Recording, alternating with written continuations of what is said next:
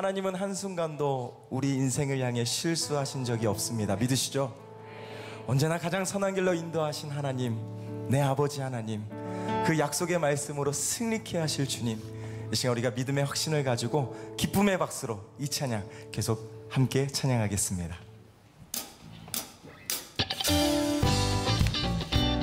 우리 힘있게 박수하실까요?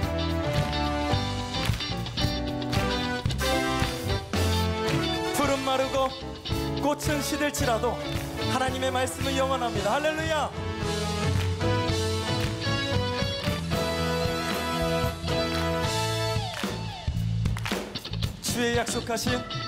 주의 약속하신 말씀 위에서 영원토록 주를 찬송하리라. 소리 높여 주께 영광 돌리며 약속 믿고 굳게 우리 2절 찬양합니다. 주의 약속하신 말씀 위에서 세상 염려 내게 엄습할 때에 약속 믿고 굳게 소리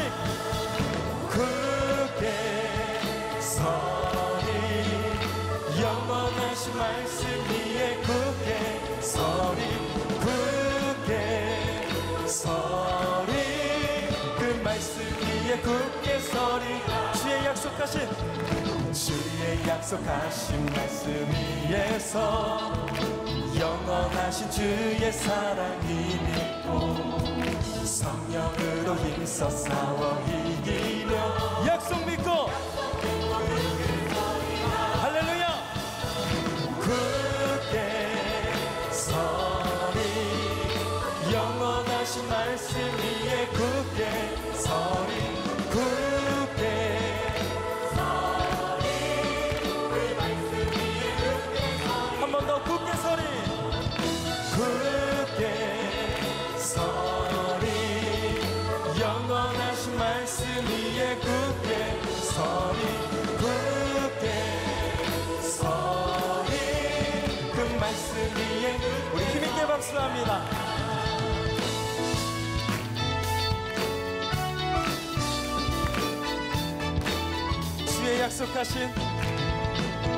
주의 약속하신 말씀 위에서 성령 인도하는 대로 행하며 주의 품에 항상 안식 얻으며 약속 믿고 굳게 서리라.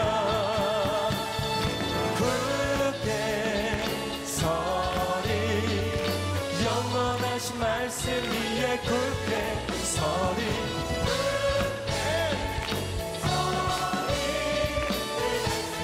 우리 더욱더 확신있게 굳게 서리 굳게 서리 영원하신 말씀 위에 굳게 서리 새로운 미래는 이미 시작되었습니다. 우리 마지막으로 굳게 서리 굳게 서리 영원하신 말씀 위에 굳게 서리 굳게 서리 그 말씀 위에 굳게 그 말씀 위에 굳게 서리라. 그 말씀 위에 굳게 서리라. 할렐루야.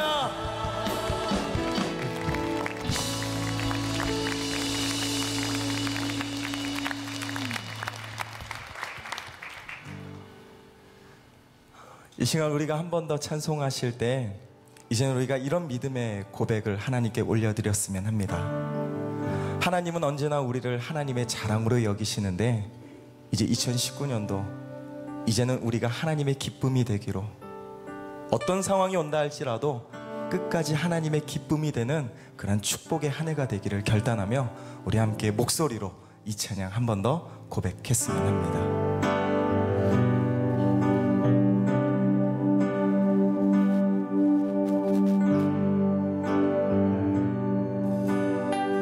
같이 고백합니다. 나 주님의 기쁨 되길 원하네. 내 마음을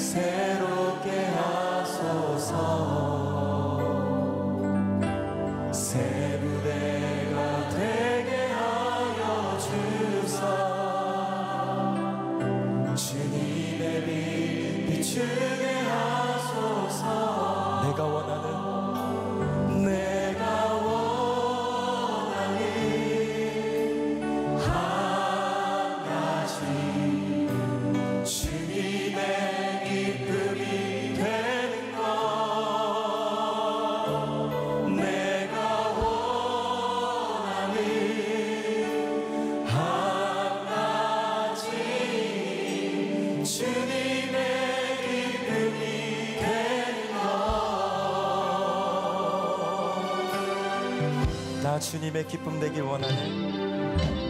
나 주님의 기쁨 되길 원하네. 내 마음을 새롭게 하소서. 새 부대가 되게 하여 주사. 주님의 빛 비추게 하소서. 내가 원하는 한 가지, 주님의 기쁨이 되는 것. 내가 원하는 한 가지, 주님의 기쁨이 되는 것. 겸손히 내 마음 드립니다. 겸손히 내 마음 드립니다. 나의 모든 것 받으소서. 나의 맘 깨끗게 씻어 주사. 주의 길로 행하게 하소서. 결단합니다. 내가 원하는 한 가지, 주님의 기쁨이 되는 것. 내가 원하는 한 가지, 주님의 기쁨. 우리가 온 마음 다하여 전심으로 내가 원하는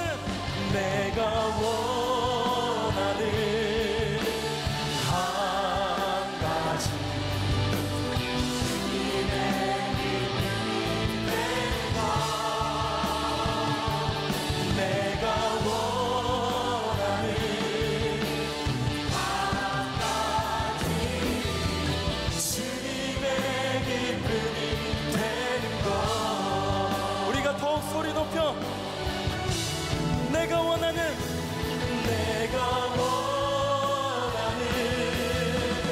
한 가지, 주님의 기쁨이 되는 것.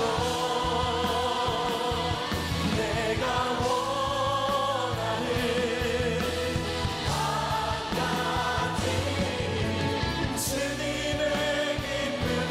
고백합니다. 주의 말씀을 지하여, 주의 말씀을 지하여 깊은 곳에 금을 던져.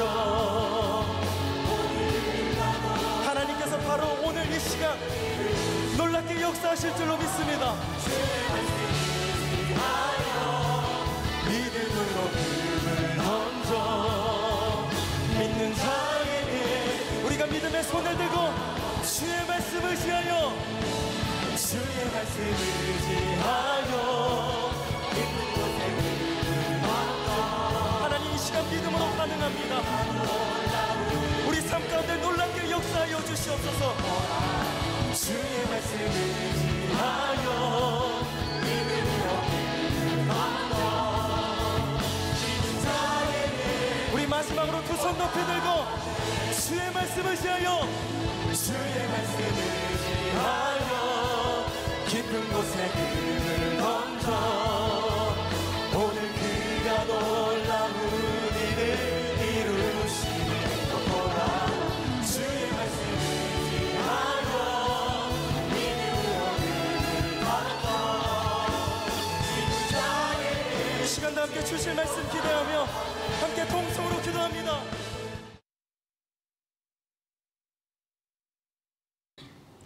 작년 한 해 동안에 여러 성도님들로부터 메일이나 문자를 받았습니다. 꿈의 교회에서 신앙생활 하게 돼서 너무 행복합니다. 꿈의 교회에서 꿈같은 기도응답을 받았습니다. 이런 내용들을 많이 받았습니다. 그런데 그렇지 않은 분들도 있습니다. 작년 말에 승진을 위해서 제게 기도 부탁한 집사님이 계셨는데 제가 간절히 기도했는데 사실 승진에서 누락되었습니다. 제가 참 그런 경우에 너무 마음이 아프고 죄송하기도 하고 속상합니다. 근데 오히려 그 집사님이 저에게 문자로 위로를 하셨더라고요. 하나님께서 새로운 계획으로 다시 시작하게 하시려는 걸 분명히 믿습니다.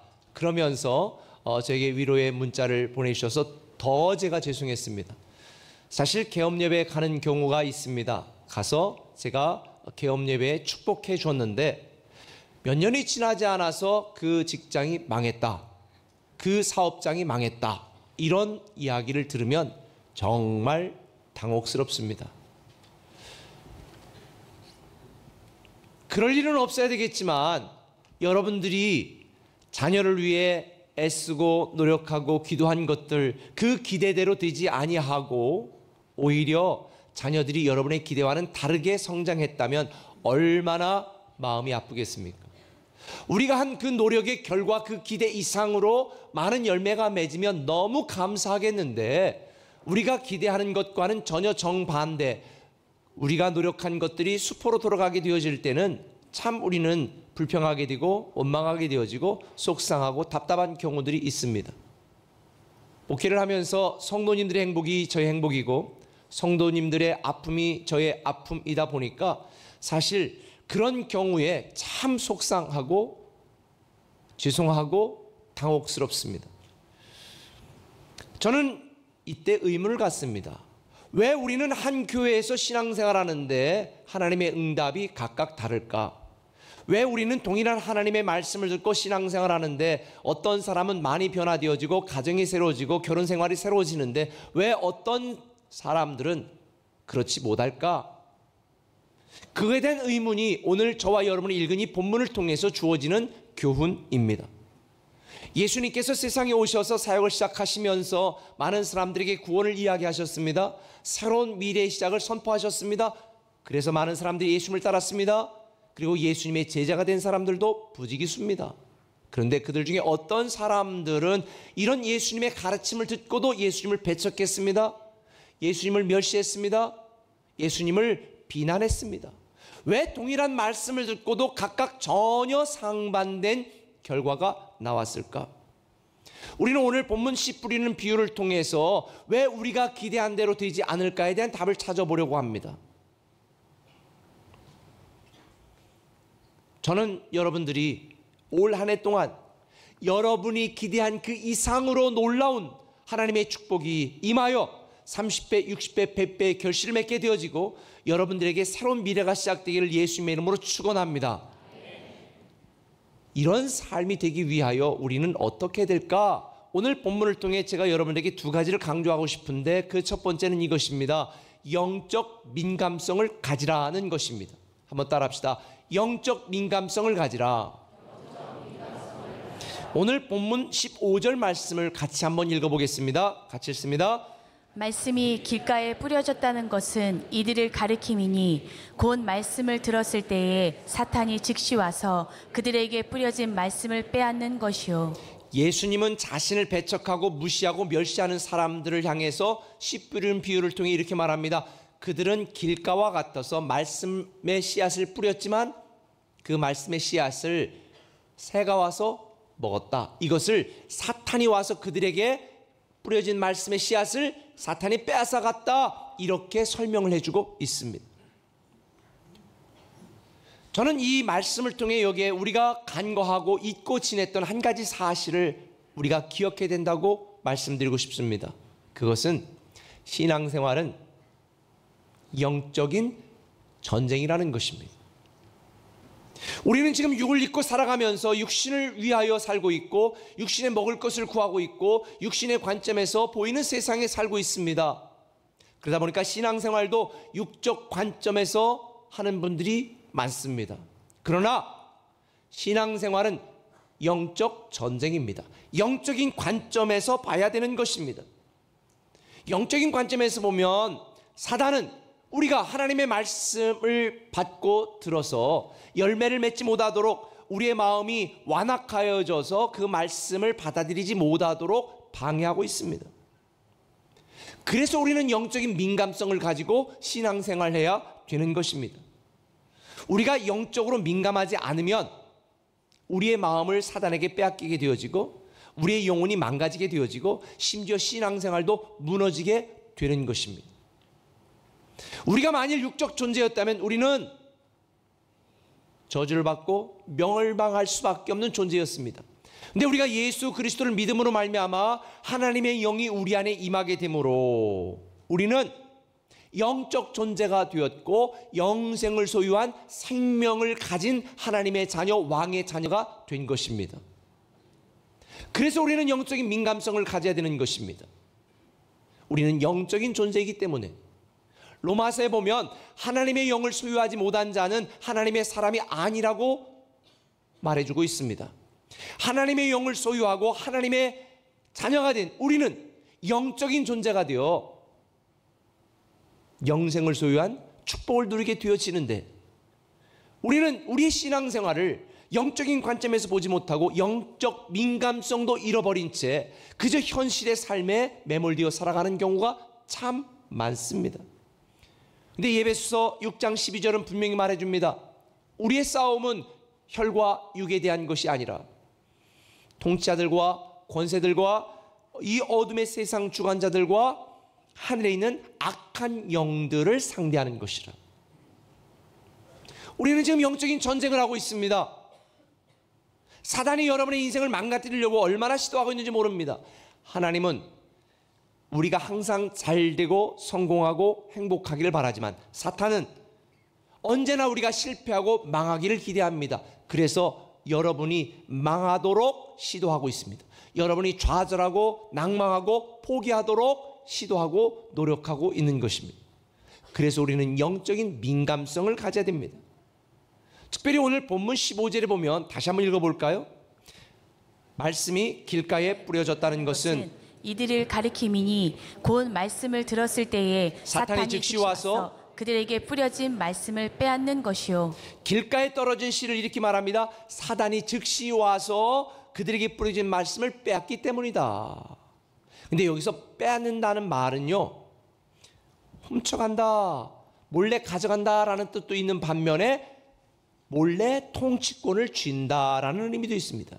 다시 말하면 이걸 설명하면 사단이 우리의 말씀, 우리 안에 뿌려진 말씀을 빼앗아 감으로 우리의 생각의 통치권, 우리의 의지의 통치권, 우리의 감정의 통치권을 사단이 행사한다는 의미입니다. 여기에 굉장히 중요한 의미가 있습니다. 내가 판단하고 내가 결정한 것 같지만 이 말씀을 받아들이지 못하도록 만드는 이 사탄이 말씀을 대적하고 말씀에 반응하고 말씀대로 살지 못하도록 우리의 의지와 우리의 감정과 우리의 생각의 통치권을 몰래 행사하고 있다는 것입니다. 만일 여러분들이 여러분의 감정과 생각과 여러분의 판단, 이 말씀을 듣고도 아무 은혜가 되지 아니하고 이 말씀에 도리어 비판적인 생각만 든다면 여러분은 여러분의 감정과 생각의 통치권을 사단에게 지금 빼앗긴 건지도 모릅니다. 이게 빼앗다는 의미입니다. 그래서 우리는 영적인 민감성을 가지고 하나님의 말씀을 들을 때에 정말 하나님이 나에게 주시는 말씀으로 받아들여야 되는 것입니다. 베드로전서 5장 8절은 말합니다. 근신하라, 깨어라, 너희 대적 마귀가 우는 사자처럼 두루다니며 삼킬 자를 찾는다는 거지요. 사단이 우리의 마음에 떨어진 말씀의 씨앗을 빼앗아가 몰래 우리의 생각의 통치권, 감정의 통치권, 의지의 통치권을 행사하려고 그렇게 할 사람을 찾고 있다는 것입니다. 여러분의 마음을 완악하게 만들어 이 믿음의 열매를 맺지 못하도록 시도하는 것이 바로 사탄입니다. 저는 여러분들이 영적인 민감성을 가지고 여러분의 마음의 통치권, 여러분의 생각의 통치권, 여러분의 의지의 통치권을 사단에게 몰래 빼앗기지 않기를 예수님의 이름으로 축원합니다. 우리가 영적 민감성을 가져야 될 이유입니다. 뿐만 아니라 우리가 새로운 미래를 시작하고 100배의 결실을 맺는 그런 믿음의 사람이 되기 위해서는 영적 민감성을 가져야 되는데 그런 삶을 살려고 애를 써도 사실은 힘들고 답답하고 어려운 일이 많이 생길 때가 있습니다. 괴로운 일도 생길 때가 있습니다. 그래서 영적인 민감성을 가져야 되는 것입니다. 오늘 본문 16절은 이렇게 말합니다. 또 이와 같이 돌밭에 뿌려졌다는 것은 이들을 가르침이니 곧 말씀을 들을 때 즉시 기쁨으로 받으나, 같이 읽습니다. 그 속에 뿌리가 없어 잠깐 견디다가 말씀으로 인하여 환난이나 박해가 일어나는 때에는 곧 넘어지는 자요. 말씀을 듣기는 듣는데 이 말씀을 듣고 얼마 지나지 않아서 어려움이나 고난이나 환난이 오면 금방 그 신앙을 잃어버리는 사람들 이야기입니다. 이건 이스라엘의 지형 특성을 우리가 이해해야 됩니다. 누가 씨를 뿌릴 때 의도적으로 돌밭에 뿌리는 사람이 어디 있습니까? 없습니다. 근데 이스라엘은 이 광야와 또 황폐한 곳이 많아서 바람이 불면 이런 먼지 흙들이 가서 돌에 쌓입니다. 예를 들자면 몇 해 전에 굉장히 심각한 황사가 와서 온 건물과 집안까지 또 도로에는 아예 흙길처럼 그렇게 이 황사가 쌓인 적이 있었습니다. 근데 이게 1년에 한 번, 두 번 있는 게 아니라 1년에 수십, 수백 차례 부러지다 보니까 돌에 이런 먼지들이 쌓여서 어떤 때는 심각하면 10cm까지도 이 먼지들이 쌓이는 것입니다. 그러니까 농부가 뿌릴 때에, 이 밭에 뿌릴 때 갑자기 돌이나 이런 데 있는 데를 보면 돌이 있는 것이 아니라 좋은 땅처럼 보여서 씨를 뿌리고, 이 뿌려진 씨가 먼지가 10cm 정도 쌓여져 있으니까 처음에는 자라는 것처럼 보입니다. 그러다가 그 밑에 뭐가 있어요? 돌이 있어서 자라지 못하고 뿌리를 내리지 못하고 죽어버리는 경우가 허다한 것입니다. 겉으로 볼 때는 믿음이 있는 것 같고 신앙이 있는 것 같지만 조금만 환난이 오면 쓰러지고 무너지는 사람들이 바로 이런 유형의 성도님들입니다.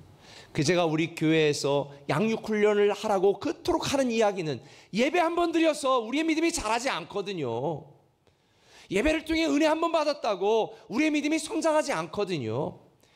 이 말씀의 뿌리가 우리에게 놓여 있지 않으면, 우리는 조그만 어려운 일이 닥치면 돌밭에 뿌려진 씨처럼 아무런 열매를 맺지 못하고 무너져 버리는 것입니다. 저는 여러분들이 올 한 해 이 철저한 양육 훈련을 통해서 여러분의 믿음의 뿌리가 깊어지기를 예수님의 이름으로 축원합니다. 뿐만 아니에요. 오늘 본문에 보면 예수님께서는 가시떨기에 떨어진 씨에 대해서 말씀하시거든요. 18절 한번 19절 읽어볼까요? 또 어떤 이는 가시떨기에 뿌려진 자니 이들은 말씀을 듣기는 하되 세상의 염려와 재물의 유혹과 기타 욕심이 들어와 말씀을 막아 결실하지 못하게 되는 자요. 이 경우는 신앙생활을 하지만 생활의 염려나 또 물질에 대한 욕심, 성공에 대한 유혹에 빠져서 신앙생활하고 주일에 예배를 드리는데 그 믿음이 자라지 못하고 믿음의 열매를 맺지 못하는 사람들을 의미하는데, 제가 볼 때 대부분의 성도들이 이 유형에 속하는 것 같습니다. 신앙생활합니다. 교회 옵니다. 예배를 드립니다. 근데 아무런 믿음의 열매를 경험하지 못합니다. 가시떨기처럼 우리의 삶을 찌르고 또 엉켜있는 이런 여러 염려나 유혹이나 이런 욕심 때문에 우리의 믿음이 자라지 않는 것입니다. 그래서 우리는 영적인 민감성을 가지고, 아하, 이런 문제가, 이 욕심이,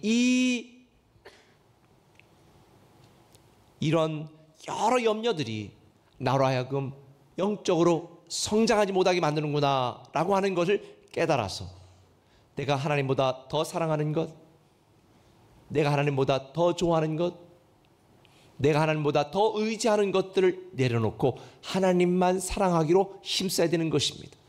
이런 영적인 민감성을 가지고 우리가 신앙생활을 바르게 하려고 하지 않으면 아무리 신앙생활을 오래 해도 이 신앙의 열매, 믿음의 열매, 축복의 열매를 경험하지 못한다는 것이죠. 그렇다면 여기서 한 가지 우리가 생각해야 될 게 있습니다. 어떻게 나의 영적인 민감성을 좀 더 많아지게 만들까? 내가 어떻게 영적으로 민감한 성도가 될 수 있을까? 비결은 한 가지입니다. 하나님을 더 사랑하는 것입니다. 하나님을 사랑하면 영적으로 민감해지게 되어 있습니다. 사랑하지 않는 사람은요, 옷을 어떻게 입고 다든지 걔가 뭘 먹든지 전혀 관심이 없어. 근데 사랑하는 사람은 밥을 안 먹었으면 너 밥 안 먹어서 어떡하니? 옷을 조금 꾀재재하게 입고 다니면 너 그런 옷 입어서 어떡하니? 사랑하면 관심을 가질 수밖에 없어요. 제 친구 목사들이 저에게 이런 얘기를 합니다. 안 목사는 어떻게 그렇게 목회 아이디어가 풍부해? 내가 그러면 이렇게 답합니다. 나는 교회를 사랑하는 일에 미쳤다. 난 미치도록 교회를 사랑한다. 제가 그렇게 답변을 합니다. 사랑하면 방법이 보입니다. 사랑하지 않으면 아무것도 보이지 않습니다. 우리가 영적으로 민감한 성도가 되고 이 영적으로 믿음의 열매와 축복을 경험하는 사람이 되려면 하나님을 사랑해야 되고 하나님을 사랑하는 일을 위해 애써야 되는 것입니다. 그래서 우리가 기도해야 되는 이유가 바로 여기에 있는 거예요. 왜? 기도는요, 내가 원하는 걸 얻어내는 일이 아니에요. 기도는 나를 사랑하시고 내가 사랑하는 하나님과의 교제거든요. 우리 교회가 큐티라고 부르지 않고 RT라고 경건의 시간을 부르는 이유가 거기 있습니다. 릴레이션십 타임, 하나님과 교제하는 시간. 기도는 하나님과 교제하는 시간입니다. 기도는 내가 하나님을 사랑하고 하나님이 나를 사랑하는 이 관계 속에서 나는 하나님만 바라보고 하나님만 의지하겠습니다라는 믿음의 고백이 기도입니다. 기도는 내 삶의 주인이 하나님이라는 고백이고 내 삶의 능력이 하나님께 있다라는 고백이 기도입니다. 그래서 기도하지 않는 자는 하나님을 사랑하지 않는 자요, 하나님의 능력을 믿지 않는 자요, 하나님이 내 삶의 주인이라는 걸 인정하지 않는 자인 거예요. 골로새서 4장 2절은 말합니다. 기도를 계속하고 기도에 감사함으로 깨어 있어라. 기도하는 자가 하나님께 사랑받는 자요, 하나님을 사랑하는 자요, 영적으로 민감한 자요, 이렇게 영적으로 민감하여 기도에 힘쓸 때에 하나님께서 그에게 100배의 결실을 맺게 하는 줄 믿습니다. 작년 한 해 동안 우리는 성경을 일독하라고 그러고 말씀을 배우라고 그러고 말씀을 강조했습니다. 올해는 말씀 위에 기도를 더 중요하게 여겨야 됩니다. 올 한 해 동안 우리는 기도하는 시간을 많이 가지려고 합니다. 왜? 기도하지 않으면 영적으로 깨있지 못하고 영적으로 민감하지 못하면 우리의 신앙의 열매와 축복을 경험할 수 없기 때문입니다. 전 올 한 해 여러분들이 100배의 결실을 맺는 성도가 되기를 예수님의 이름으로 축원합니다. 더욱더 기도에 힘쓰시기를 바랍니다. 기도하는 성도들 되시길 바랍니다. 그래야 우리는 새로운 미래를 누릴 수 있습니다. 어떤 사람들은 이렇게 말합니다. 하나님, 왜 나는 오랫동안 신앙생활을 했는데 이런 열매와 축복과 그런 경험이 없을까요? 하나님은 나를 미워하시는 건가요? 저는 그렇게 생각하지 않습니다. 하나님은 우리를 위하여 독생자 예수 그리스도도 아끼지 아니하고 보내셨고 그런 분이 어찌하여 너에게 아끼겠냐? 아끼지 않습니다. 아낌없이 주십니다. 우리를 위해 모든 것을 다 예배해 놓으셨습니다. 그런데 우리가 입을 열지 않습니다. 영적 민감성을 가지고 하나님을 사랑하지 않습니다. 그래서 그런 것입니다. 제가 좋아하는 시편 23편 말씀이 있습니다. 얼마 전에 다시 묵상을 하다가 제가 한 가지 깨달은 게 있습니다. 시편에 보면 뭐라고 말합니까? 푸른 초장으로 쉴 만한 물가로 너희를 인도하신다. 이런 말씀을 읽으면 어떤 분들은 하나님은 왜 나에게 그렇게 하지 않습니까? 아니에요. 인도하십니다. 준비하십니다. 한 사람도 하나님은 여러분을 사망의 골짜기로 인도하지 않아요. 오히려 그곳에서 지키시고 인도하십니다. 그런데 왜 우리는 경험하지 못할까요? 이유가 있습니다. 인디언 속담에 말을 시냇가까지 끌고 갈 수 있어도 억지로 물을 먹일 수는 없다라는 속담이 있습니다. 하나님은 여러분을 항상 푸른 초장과 쉴 만한 물가로 인도하십니다. 근데 여러분이 물을 먹지 않습니다. 여러분의 풀밭을 헤쳐버리고 있습니다.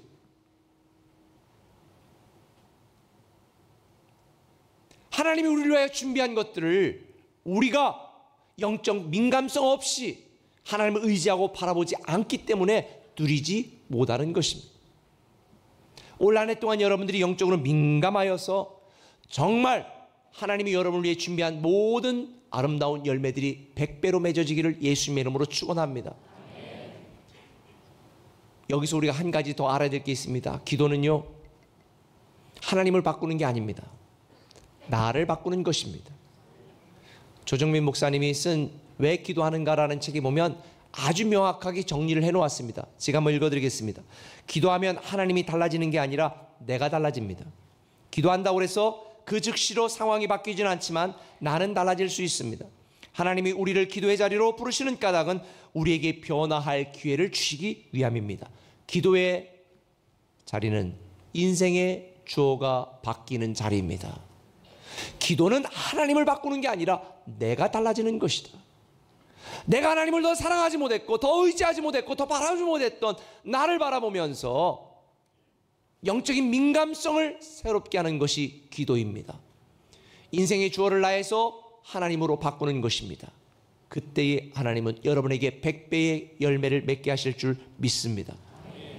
여러분의 인생에서 하나님이 하나님 되게 만드시기를 예수님의 이름으로 축원합니다. 한 걸음 더 나가서 우리가 가져야 될 두 번째 게 있습니다. 한번 따라합시다. 영적 수용성을 가지라. 영적 민감성을 갖고 있다면 이제부터는 우리는 영적인 수용성을 가져야 된다는 겁니다. 오늘 본문에 보면 20절에 이렇게 말합니다. 같이 읽겠습니다. 좋은 땅에 뿌려졌다는 것은 곧 말씀을 듣고 받아 30배나 60배나 100배의 결실을 하는 자니라. 오늘 많은 성도들이 같이 지금 말씀을 듣고 있습니다. 그런데 왜 어떤 사람의 삶은 변화되고 어떤 사람은 여전히 답답하며 가슴을 치고 있을까? 그 차이가 뭘까? 영적 수용성의 차이입니다. 오늘 본문에 보면 좋은 땅에 떨어진 씨가 100배 열매를 맺는데 좋은 땅에 떨어졌다는 것은 그 말씀을 듣고 받는 것이다 라고 말합니다. 여기서 받는다는 말은 받아들이다, 인정하다는 의미입니다. 받아들이고 인정하는 것을 우리는 수용성이라고 말합니다. 영적 수용성을 갖고 하나님의 말씀을 듣고 받아야 우리는 100배의 열매를 맺게 되는 것입니다. 학교에서 한 선생님이 수십 명의 학생들을 가르쳐도 왜 1등한 애가 있고 꼴등한 애가 있을까요? 머리가 좋은 것도 차이가 있겠죠. 그러나 수용성의 문제입니다. 어떤 아이들은 선생님의 말씀을 다 듣고 받아 수용함으로 공부를 잘하는 것이고 어떤 아이들은 공부를 안 합니다. 듣지 않습니다. 딴짓합니다. 그러니까 공부를 못하는 것입니다. 아무리 좋은 학원에 간다 할지라도 수용성이 없는 자들은 헛짓입니다. 우리 교회가 토요일에 꿈의 리더 학교를 통해 5차원 전면학습협회와 함께 아이들을 가르치고 있습니다.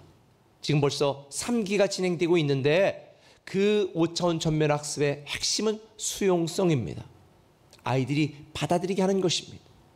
여러분들도 마찬가지입니다. 동일하게 하나님의 말씀을 듣고 100배 열매를 맺는 자는 영적 수용성을 가지고 듣고 받는 자요. 듣고도 아무런 열매를 맺지 못하는 자들은 수용성이 없는 자들이기 때문입니다. 여러분에게 말씀드렸지만 하나님은 이미 하나님의 놀라운 축복을 준비하고 있습니다. 그것이 여러분의 것이 되든지 남의 것이 되든지는 여러분의 영적 수용성에 달려있는 것입니다. 영적으로 수용성을 가지고 신앙생활하면 하나님은 여러분을 위해 준비한 모든 것들을 여러분에게 흔들어 넘치도록 채우시리라 저는 확신합니다. 그래서 우리는 말씀을 들을 때에 간절한 마음으로 들어야 되는 것입니다. 제가 누누이 말씀드린 것처럼 간절함이 축복입니다. 간절함이 있어야, 이 영적인 수용성이 있어야 믿음의 열매를 맺을 수가 있습니다. 사도행전 17장 11절 보니까 베레아 성도들이 그랬습니다. 베레아에 있는 사람들은 데살로니가에 있는 사람들보다 더 너그러워서 간절한 마음으로 말씀을 받고 성경을 상고하더라. 간절한 마음으로 말씀을 받고 영적 수용성을 가지고 말씀을 듣는 사람들은 새로운 미래가 시작되는 것이고, 하나님이 여러분에게 말씀을 하셔도 영적인 수용성 없이 말씀을 듣지 않으면 아무런 열매도 맺지 못하는 것입니다. 결국 주님이 말씀한 대로 내 믿음이 너를 구원하는 것이고 내 믿음이 너를 축복하는 것이다. 하나님이 우리를 축복하는 게 아닙니다. 여러분의 믿음이 여러분을 축복하는 것입니다. 하나님이 여러분의 길을 여는 게 아닙니다. 여러분이 여러분의 길을 여는 것입니다. 그래서 우리 옛날 어른들도 속담에 하늘은 스스로 돕는 자를 돕는다는 말이 저는 그 의미라고 생각합니다. 역사적으로 보면 문명국이고 발전하고 세계를 지배했던 나라들은 길을 만들었습니다. 로마 같은 경우 모든 길은 로마로 통한다. 그런데 망한 나라들의 특징은 담을 쌓고 성을 쌓았습니다. 오늘날 성도들 중에도 하나님의 100배의 축복을 누리는 자들은 믿음의 길을 따릅니다. 믿음의 길을 만듭니다. 그런데 이런 놀라운 하나님의 약속을 받고도 새로운 미래를 경험하지 못하는 성도들은 담을 쌓습니다. 성을 쌓습니다. 저는 여러분들이 성을 쌓는 성도가 아니라 길을 만드는 성도가 되시기를 예수님의 이름으로 축원합니다. 성경에 보면 이스라엘 백성들 하나님께 그토록 하나님이 말씀하셨는데도 하나님의 말씀을 듣지 않았습니다. 수용하지 않았습니다. 이사야 1장 19절에 보면 하나님은 이스라엘 백성들에게 이렇게 말했습니다. 너희가 즐겨 순종하면 땅의 아름다운 소산을 먹을 것이요 너희가 거절하여 배반하면 칼에 삼켜지리라 여호와 입의 말씀이니라. 근데 이스라엘 백성들은 이런 하나님의 말씀을 수용성을 가지고 받아들인 것이 아니라 거절했습니다. 배반했습니다. 그래서 망한 것입니다. 이사야 66장 4절에도 보면 하나님은 말씀합니다. 내가 불러도 대답하는 자가 없으며 내가 말하여도 그들이 듣지 아니하였다. 이스라엘 백성들은 영적 수용성을 가지고 하나님의 말씀을 듣지 않았기 때문에 망한 것입니다. 우리 사랑하는 꿈의 가족 여러분, 저는 올해 여러분들이 영적 수용성을 가지고 하나님이 예배해 놓으신 모든 축복이 여러분에게 임하기를 예수님의 이름으로 축원합니다. 그러기 위해서는 여러분들이 영적 수용성을 갖고 신앙생활해야 됩니다. 데살로니가 전서 2장 13절에는 이렇게 말합니다. 같이 읽습니다. 너희가 우리에게 들은 바 하나님의 말씀을 받을 때에 사람의 말로 받지 아니하고 하나님의 말씀으로 받음이니 진실로 그러하도다. 이 말씀이 또한 너희 믿는 자 가운데서 역사하느니라. 하나님의 말씀으로 나에게 주시는 말씀으로 받아들일 때에 이 말씀이 여러분의 삶에서 역사하는 능력이 되는 것입니다. 저 다른 교회 다니는 집사가 들었으면 참 좋겠네. 우리 남편이 들었으면 좋겠네. 우리 아내에게 하는 말씀이 아니에요. 나에게 하시는 말씀으로 받으시길 바랍니다. 항상 나에게 하는 말씀으로 간절한 마음으로 말씀을 받고 영적 수용성 있는 신앙생활을 한다면 하나님이 준비한 새로운 미래가 열립니다. 할렐루야. 그런데 영적 수용성은요, 그 말하는 분을 신뢰하고 믿을 때만 가능한 거예요. 여러분들이 저를 볼 때 아이고 저거 안 목사 사기꾼이야 이렇게 생각하고 제가 하는 말씀을 하나님의 말씀으로 들을 수 있겠습니까? 전만의 말씀. 그래서 우리가 하나님의 말씀을 하나님의 말씀으로 받으려면 하나님이 어떤 분인지에 대한 하나님에 대한 신뢰가 있어야 되는 것입니다. 여러분 하나님 신뢰하십니까? 하나님 믿으십니까? 하나님이 여러분에게 온갖 좋은 것으로 주시는 분이라는 걸 믿습니까? 저는 여러분에게 질문하고 싶습니다. 누가 여러분을 끝까지 사랑하십니까? 아내가? 남편이? 아니에요. 하나님이 우리를 끝까지 사랑하시고 마지막까지 책임지시는 줄 믿으시길 바랍니다. 누가 나를 위하여 자기 목숨을 주겠습니까?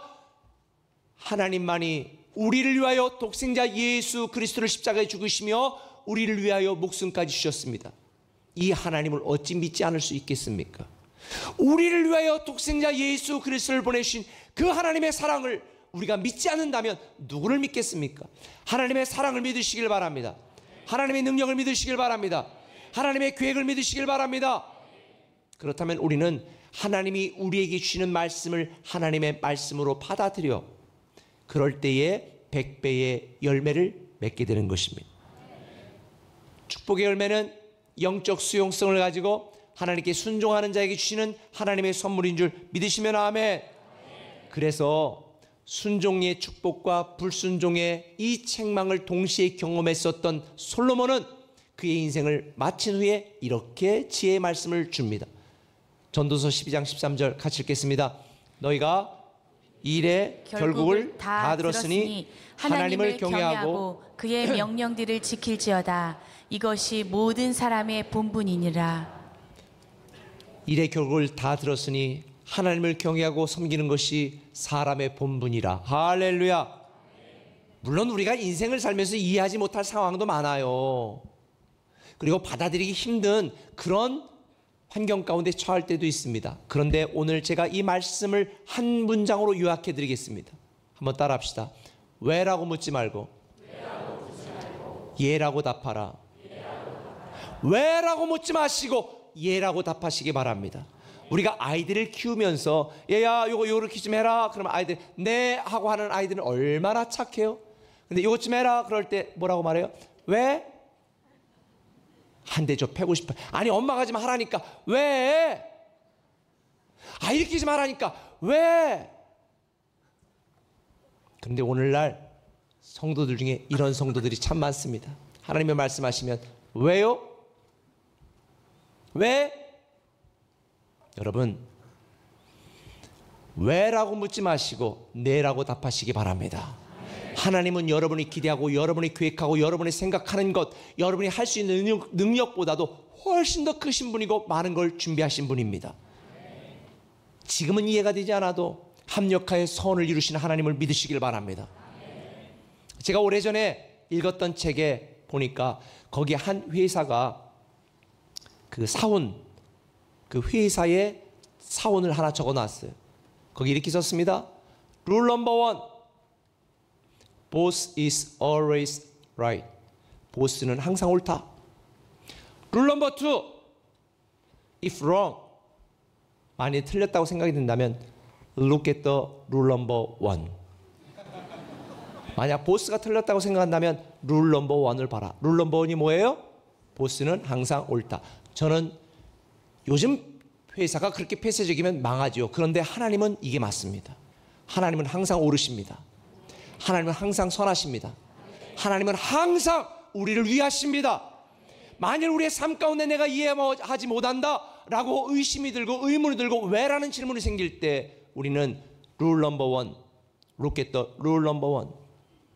하나님은 항상 옳다. 이걸 기억하시고 올 한 해 동안 여러분이 왜라고 묻지 마시고 네라고 답하여 영적 민감성을 가지고 영적 수용성 있는 신앙생활을 한다면 저는 분명히 여러분에게 말씀드릴 수 있습니다. 새로운 미래가 시작됩니다.